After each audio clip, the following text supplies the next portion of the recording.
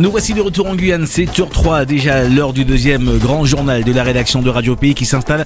Journal présenté par Arnaud Béaré-Lolsterder. Bonjour Arnaud. Rebonjour Kylian. C'est parti pour les titres. Dans l'actualité de ce mercredi 23 octobre, les Jeux Inter-Guyane, l'événement sportif de ces vacances commence aujourd'hui. Près de 300 athlètes du plateau des Guyanes sont attendus pour la cérémonie d'ouverture cet après-midi au Procte de Matoury. On y revient dès le début de ce journal. L'activité parlementaire reprend progressivement. Le député Jean-Victor Castor a attiré l'attention du gouvernement sur l'évolution statutaire de la Guyane. Un processus à l'arrêt depuis plusieurs mois en prendra des nouvelles du futur commissariat de police. Le bâtiment qui prend forme sur le site du campus Saint-Denis devrait accueillir progressivement le personnel avant la fin de l'année prochaine. Les précisions dans quelques instants. Et enfin, une semaine autour du créole est organisée à l'occasion du 28 octobre, journée internationale des langues et des cultures créoles. Au programme, conférences, ateliers, jeux traditionnels et dictées créoles. On y revient à la fin de ce journal. Voici le 7h de la rédaction de Radio Pays. Bienvenue à tous. Bienvenue également à Victor Zamit. Bonjour Victor, comment allez-vous? Bonjour mon cher Kylian, bonjour à tous, ça va très bien. Juste après ce deuxième grand journal et comme tous les matins, l'invité du 7h. La sociologue Alexandra Vier sera avec nous en studio. On parlera de la scolarisation des enfants d'orpailleurs à Maripasoula. Une intervention a été faite hier à ce propos lors d'un colloque important qui se passe à l'université de Guyane, la mine d'or en Guyane. On en parle juste après le journal à 7h15. Et également, juste après vous, 7h40, Carole Maté qui nous parlera de cette vision de l'entrepreneuriat, l'entrepreneuriabilité. On en parlera ce matin. Sommes-nous tous capables de devenir des créateurs d'entreprise? La question sera posée et vous pourrez venir y répondre comme tous les matins. 05 94 36 36 06. Et entre-temps, on sera passé par là avec le petit déjeuner de la boulangerie Albert Aubin, Pedro qui partira à votre rencontre. Ce matin, ce sera direction à Matoury. Mais nous commençons tout d'abord, Arnaud, avec l'événement sportif de ces vacances de Toussaint. Les Jeux Inter-Guyane commencent aujourd'hui. Plus de 300 jeunes Guyanais, Surinamais et Guyaniens de 13 à 19 ans vont s'affronter pendant 3 jours dans 7 disciplines comme la natation, l'athlétisme, le basket ou encore le tennis de table. Les épreuves se dérouleront au hall Kevin Séraphin au stade Enmar Lama et au Procte de Matoury. Pour cette édition, les délégations de l'Amapá et du Venezuela qui font partie du plateau des Guyanes ne seront pas présentes. Une absence principalement pour des raisons logistiques, selon Tassiana Tisserand, chef du pôle sport de la CTG et coordinatrice de l'organisation des Jeux Inter-Guyane. Le pays hôte, le pays organisateur peut décider d'inviter d'autres délégations. On a réfléchi à cette année à inviter une délégation brésilienne. Seulement, on s'est retrouvé confronté à quelques difficultés, notamment une sur l'hébergement parce que nos possibilités d'hébergement, en tout cas sur la CACL, étaient un petit peu limitées par rapport à l'ampleur des délégations qui cette année se déplacent puisqu'on a quand même 7 disciplines, 150 personnes par délégation à héberger, nourrir et transporter. Donc on s'est dit qu'on allait s'arrêter sur cette première édition, en tout cas, organisée par la collectivité territoriale juste au plateau des Guyanes. On fera le bilan, on en tirera les leçons qui vont bien et puis, pourquoi pas, la prochaine édition, inviter le Brésil ou le Venezuela. Comme ils ne sont pas signataires directement de cette convention tripartite, donc ils ne font pas partie obligatoirement, on va dire, des délégations reçues, mais ils peuvent faire partie des invités. Tassiana Tisserand, chef du pôle sport de la CTG, coordinatrice de l'organisation des Jeux Inter-Guyane. Elle répondait à Étienne Cornec. Et puis les épreuves sportives commencent demain et se terminent le samedi 26 octobre. Le budget d'organisation des Jeux est de 300 000 € financé par la CTG. Il est 7h07. Nous revenons également ce matin, Arnaud, sur ce violent incendie qui a ravagé des commerces à Albina 2. Ça s'est passé hier soir. La ville située sur la rive surinamaise face à Maripasoula a été touchée par un incendie. Au moins 5 commerces ainsi que le poste de police local ont été endommagés par les flammes selon les premières informations. Les images et vidéos circulant sur les réseaux sociaux montrent l'ampleur de la catastrophe avec des scènes impressionnantes de bâtiments dévastés par le feu. À ce stade, aucun bilan humain n'a encore été communiqué par les autorités. Le média surinamais Waterkant révèle que l'incendie serait d'origine criminelle. Il s'agirait de représailles de voleurs. Cet incendie rappelle tristement celui du 25 décembre 2019 où un sinistre similaire dans la même zone avait causé la mort de 2 personnes. Nous parlons également ce matin de politique avec les parlementaires qui ont interpellé le gouvernement. Le député Jean-Victor Castor qui a interpellé le Premier ministre lors de la séance de questions sur le processus d'évolution statutaire. Se référant à un discours emblématique de 1962 du député Justin Cataillé, Jean-Victor Castor a rappelé que la question de l'autonomie de la Guyane et de son statut particulier était déjà au cœur des préoccupations à l'époque et reste toujours d'actualité l'actualité. Le député a souligné une série d'échecs répétés des politiques publiques en insistant sur l'urgence de la situation. Nous ne pouvons plus attendre, a-t-il déclaré. On l'écoute. Monsieur le Premier ministre, je vous ai rencontré dans les couloirs de l'Assemblée. Vous m'avez dit que vous étiez allé à Camopi. Camopi, c'est à la frontière avec le Brésil. Camopi, c'est une commune autochtone où le maire ne peut même pas bénéficier de terre. La commune de Camopi est dans le cœur du parc national qui est censé protéger la forêt. Les orpailleurs illégaux occupent le territoire de la Guyane depuis plus de 40 ans en extrayant pratiquement 10 tonnes d'or, c'est-à-dire quasiment l'équivalent du budget de la collectivité territoriale de Guyane. C'est un échec total. Toutes les politiques publiques menées depuis Paris sont des échecs. Tous les rapports du Sénat, tous les rapports de l'Assemblée nationale arrivent aux mêmes conclusions. Il n'est pas possible d'appliquer les lois et les normes d'Europe ou de France en Guyane. Et pour autant, la totalité des élus, à l'unanimité, à 2 reprises, ont voté pour une autonomie. Un dialogue avait commencé avec le ministre, monsieur le ministre de l'Outre-mer et le ministre de l'Intérieur sur les 2 premières années, il y a 2 ans. Merci, et il a clôturé de manière unilatérale les négociations sur l'évolution statutaire. Qu'allez-vous faire, monsieur le Premier ministre? Merci, monsieur le député.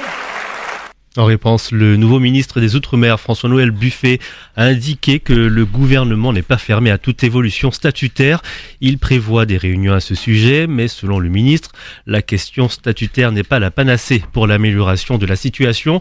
Le ministre des Outre-mer attend par ailleurs le rapport des experts mandatés par le président de la République pour accompagner les territoires dans leur processus d'évolution institutionnelle.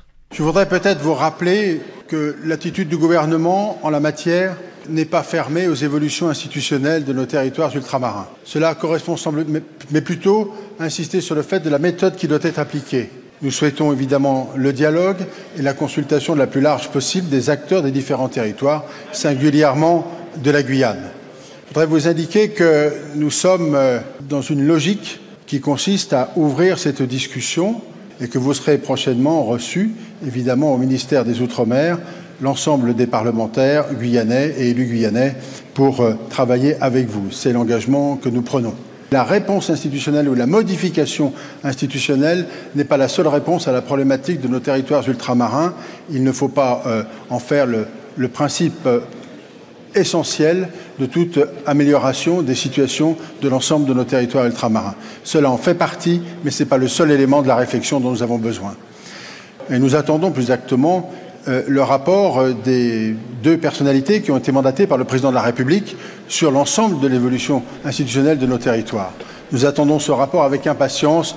Ça fait longtemps qu'on l'attend. Vous avez raison, mais nous n'y sommes pour rien. D'autres discussions également, mais cette fois-ci au Sénat, où c'est la sénatrice Marie-Laure Phinera-Horth qui a attiré l'attention du gouvernement. Sur l'enjeu du désenclavement du territoire, en particulier dans les secteurs isolés comme le Haut-Maroni.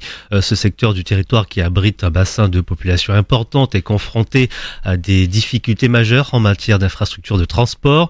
C'est le ministre délégué chargé de la pêche et de la mer qui lui a formulé une réponse.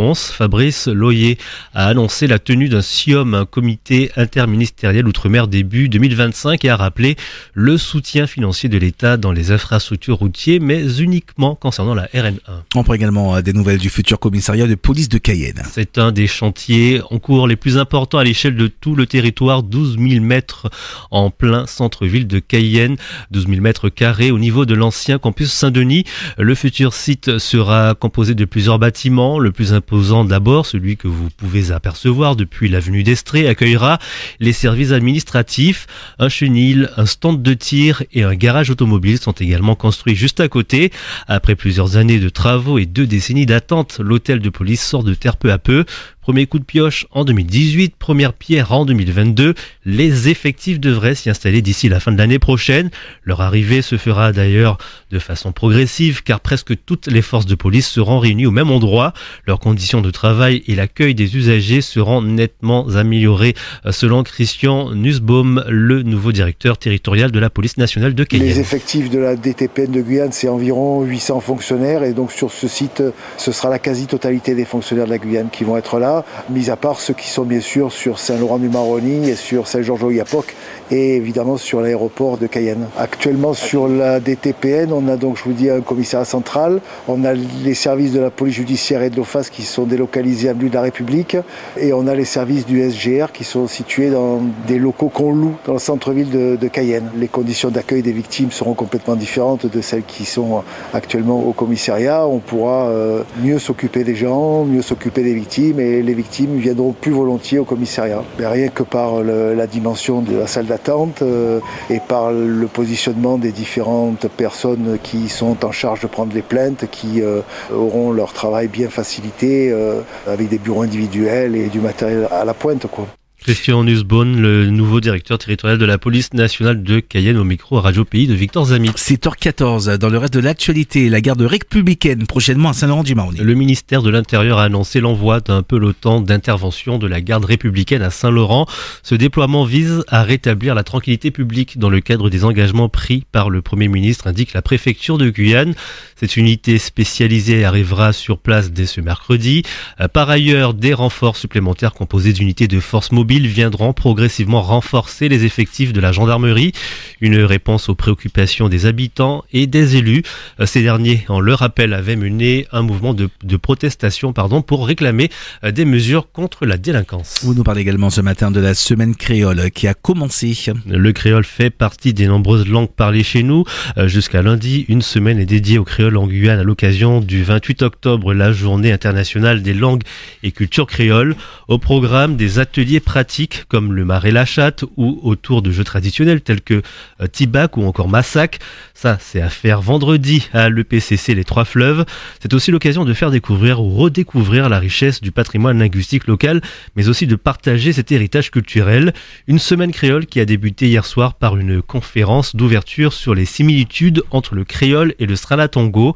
Elle a été animée par Tomu Dingiou, enseignant du Bushinengue à l'université de Guyane. Pour lui, ces langues doivent rester ancrées dans la culture guyanaise. Déjà, c'est un essai d'aller dans cette aventure-là, mais ce n'est pas fini. C'est-à-dire, c'est pas parce qu'il y a beaucoup de choses qui sont similaires qu'on doit pas se réunir, qu'on doit dire, OK, c'est fini. On trouve des similitudes entre le créole guyanais et le bushinengue. Ah, c'est super. Non, il y a rien de super là. Moi, ce que je voulais montrer, c'est linguistique, c'est aussi scientifique et aussi c'est un destin commun à construire le pays. C'est dans ce sens-là aussi. Si on apprend les langues normalement, ils peuvent se comprendre rapidement. C'est une question d'apprentissage. Perpétrer, mais aussi que ces langues-là deviennent objet d'étude. Pas uniquement apprentissage. C'est ce que je veux montrer aussi. Il faut aller plus loin. C'est-à-dire, si on reste apprentissage, ça fait joli. Non, c'est pas le côté joli, oisif. Non, c'est pas ça. C'est pas le côté patrimoine uniquement. C'est le côté scientifique aussi. Il faut montrer ce côté-là. C'est ce que je voulais montrer.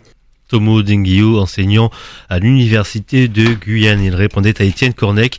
Et puis la semaine créole se terminera lundi par une journée dédiée à la dictée en créole menée par les élus. Alors on termine avec des nouvelles de la Colombie et l'ouverture de la COP16. La conférence des Nations Unies sur la biodiversité a débuté lundi à Cali par un appel à la paix avec la nature, avec l'ambition de débloquer les moyens financiers nécessaires pour respecter les objectifs de stopper d'ici 2030 la destruction de la biodiversité par l'humanité. Parmi les participants, des organisations autochtones d'Amazonie, elles ont rappelé la nécessité de participer à l'élaboration des documents tant sur le plan technique que politique et financier.